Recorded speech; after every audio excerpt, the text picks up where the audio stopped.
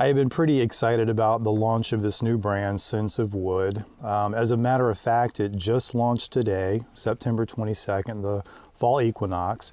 But I've been following the brand for a little over a month now, especially on Instagram, which has really provided them a nice platform to gain exposure, especially visually. You know, of course, in this world of fragrance, we rely very heavily on our sense of smell, our noses.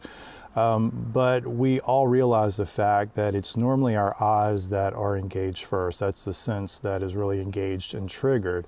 And we are very influenced by what we see. Our perceptions of things are very influenced by our eyes. And their Instagram page is just chock full of just beautiful imagery that has really provided us a visual gateway into the vision and message of the brand. Add to that the very informative videos of ones like brand creator Bois and others who piece by piece revealed little details about the brand. It seems like they've had a very clear and focused strategy for their marketing, and it just really shouts the fact that those involved in this project really know what they're doing. They obviously have an extensive background and knowledge in the various aspects, the parts and pieces that really have to meld together perfectly for a successful launch. One of the aspects of this that really impressed me is that pre-launch, quite a few weeks back, the brand creator reached out to a number of fragrance bloggers, reviewers, enthusiasts like myself to make personal introductions, and then he sent to each a sample set containing a personalized note and also 3 fragrances. And it came in a box like this. Presentation is very nice. And on the front here you have the logo, Sense of Wood. And then also it has L'Homme de Bois, which is a second brand name in French, meaning the soul of wood. And then there's also a third name in Japanese, ShinrinYoku, which means forest bathing. And I loved how in one of the videos Fabrice described how all 3 of these names really play into the overall branding, and how this is really breaking the typical rules of branding when you think about it, because nobody does 3 names in 3 different languages for a brand. And I like that because it's very different, it's very unique, very daring. So this is what the box says. So there at the top you have hello. Then here on the back, it says the box you are holding in your hand is the first piece of Sense of Wood ever sent into the world. We have been working on our brand for 2 years. We're incredibly proud to finally share our work with you. Also a little nervous, if we're being honest. We thought we'd introduce ourselves, though, through 3 of our scents. These are perfumer samples, no descriptions, context, or marketing. It's a little taste of what's to come. And that brings me to something else that I really loved about this pre-launch strategy. And that was the fact that they didn't send fragrance names. They didn't give extra information like notes, just the names of the perfumers. Each bottle was numbered, and that was about it. So as you can see here with this one, it just had the number there in the corner. This is number 3. So what I really appreciate about that is that for me, as I'm continuing to grow and in essence train my nose more and more to be able to pick up on subtle nuances of individual notes and profiles, this allowed me to really focus on the beauty of the fragrance itself. I wasn't searching to see if I could pick up this note or that note based on the information that I was giving. It just allowed me to really immerse myself in the experience like I've never been able to do with any other discovery set. And as I spent time and got to know them, in fact, I wore each scent 2 days in a row, except one. I wasn't able to wear that one consecutively, but I did wear it 2 full days. So I was able to discover the notes and nuances on my own gradually. And I must say that by the time that Fabrice finally sent the extra information, that I felt like I really knew the fragrances, and I was really surprised at how good some of my guesses were. Now, not all of them, but a fair amount, which was pretty exciting for me. So let's talk about the fragrances and how they smell. And this is just some background information. This is information that you can get on the website as well. But all of the scents are made with an organic sugarcane alcohol that is pre-aged in barrels of various wood species. According to the website, the barrels that they will be using primarily are French oak, American oak, vintage cognac, acacia, and chestnut. And then all of the fragrances, including future releases, will naturally be variations of wood scents, whether it be woody, fresh, like aquatic type scents, woody florals, woody orientals, and so forth. There'll even be some oud fragrances, which I especially look forward to as I'm getting ready to do some oud videos and reviews coming up. So the fragrance marked #1, this is called Sandalwood and Oak, and the perfumer is Mackenzie Riley. And I made a note of the fact that she is the nose behind A Lab on Fire's California Snow. The notes include sage, burnt sugar, pink pepper, guaiac wood, sandalwood, and a vanilla musk accord. So pretty interesting, right? So I wrote down my thoughts and impressions as I went along. I like taking notes just about various things as I kind of go through and test the fragrances on both paper and on skin. So let's see what I wrote down here. So I had a very strong impression here of it being a cedar instead of it being sandalwood. That's how it came across to me, but I did write down possibly creamy sandalwood with a question mark. Also made note of the fact that I felt like it had a very milky quality to it, especially in the opening. It was spicy and sweet. I did get the pink pepper. I don't know how I got that, but I knew there was pink pepper in it, and I did make note of the fact that it was very sugary. So, like I mentioned, there's like it says it's a burnt sugar in this. But I put down amazing performance. I got 7+ hours from it. And what I wrote is that this is a true love for me, and it's all about that cedar. Again, I was getting cedar. To me, it was just very strong, very distinct cedar. I don't know if it's maybe a combination of some of the ingredients that's making it come off more like that, but also got very little difference between paper and skin, and this is a very wood-centric scent, so I naturally loved it. All right, going on to #2. This is called Plum and Cognac, and the nose behind this one is Pascal Garin. And he was the creator, or he was the perfumer for By Killian's Rolling in Love. So that's pretty interesting little factoid there. The notes for this one include a plum rum cinnamon accord, Peru balsam, osmanthus, vanilla, and vetiver. So this was my favorite right out of the gate because of the dark juice. I mean, look at that. So when I took this out of the box initially, my wife was sitting there next to me, and I remember like yelping and saying something like, "Look at that sexy dark juice." And of course she just kind of rolled her eyes at me, but anyway.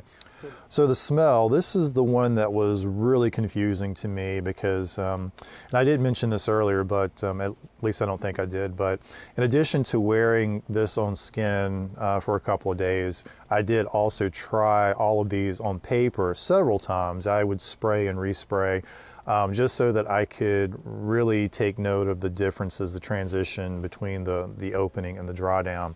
So on paper, with this one, I got an immediate sweetness that was fruity. but what I assumed was accompanied by like a boozy tobacco, or maybe, you know, maybe there was also some incense in there too. I have very little experience with a truly heavy plum fragrance, so I didn't immediately pick up on the fact that it was plum. I mean, with hindsight and all, of course, now it makes perfect sense. But and then I was getting something very dry and dusky like underneath, but it somehow was retaining a certain freshness about it. So this is what I wrote about plum and cognac. I put down, it's so different on paper than on skin. It opens completely differently. Like I said, I was getting almost like a sweet tobacco incense with some fruits. There was something dry, dusky underneath, but on skin, this was what was so weird. It went straight to being almost like a campfire. Very smoky. Yeah, it was just like a burning campfire. But then it settles into a dusky sweetness. There's also something there, very spicy. I put down cinnamon with a question mark, so I was correct about that. But yeah, again, it was so different on paper than on skin.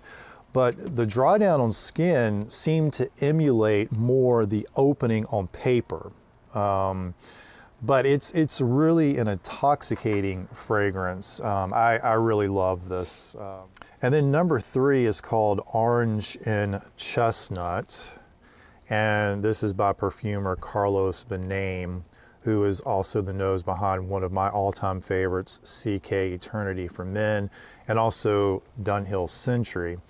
And Fabrice wrote to me that this one from top to bottom gradually reveals all of the dimensions of the orange tree, from the flower to the fruit to the bark, to kind of recreate an olfactive memory of the perfumer's childhood in Morocco.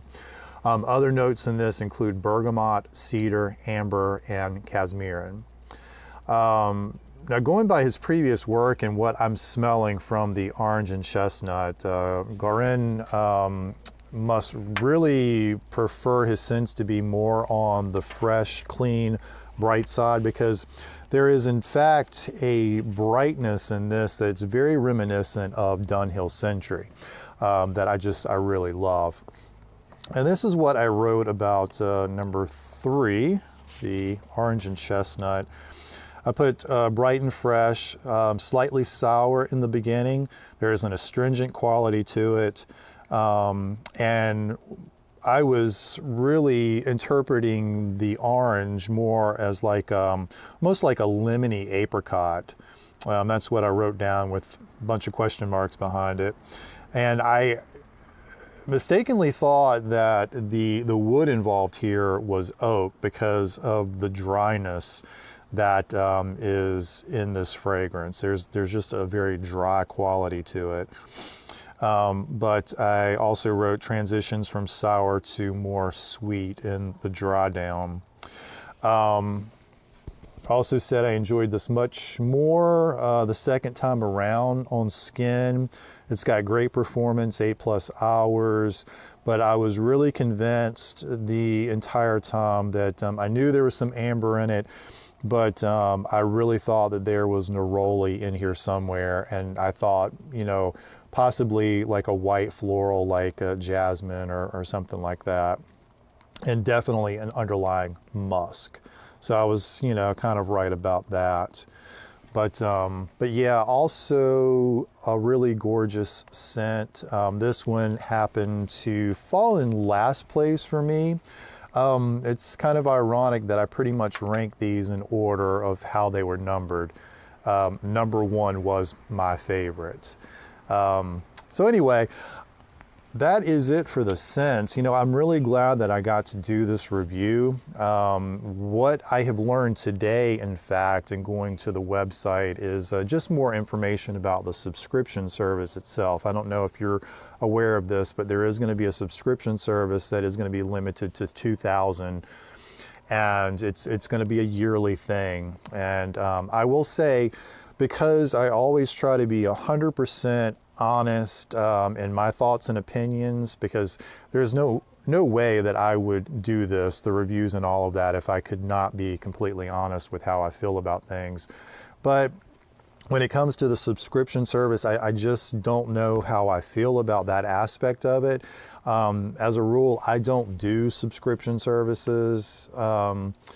But, you know, that being said, with this, you get an initial gift box, which the box is extremely nice looking with a bunch of goodies inside. It's a mix of fragrances and candles. And then you pay $22 for shipping for that initial box, like an introductory box.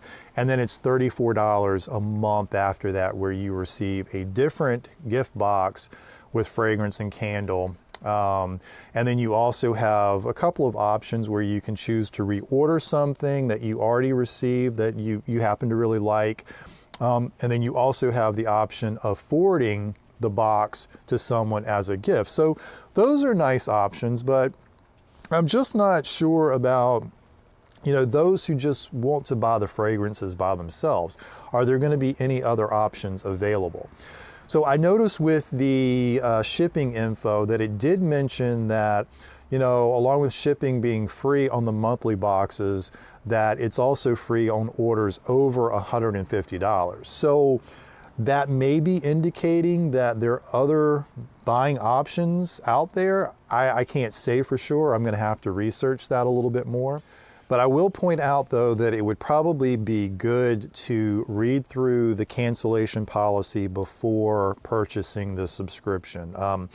What is written there makes so much sense, but you just need to be aware of the obligation, the commitment that you're making. I mean, this brand is just starting out, and they are counting on the financial support that is, you know, that this service is going to be bringing them. So just make sure you check that out thoroughly.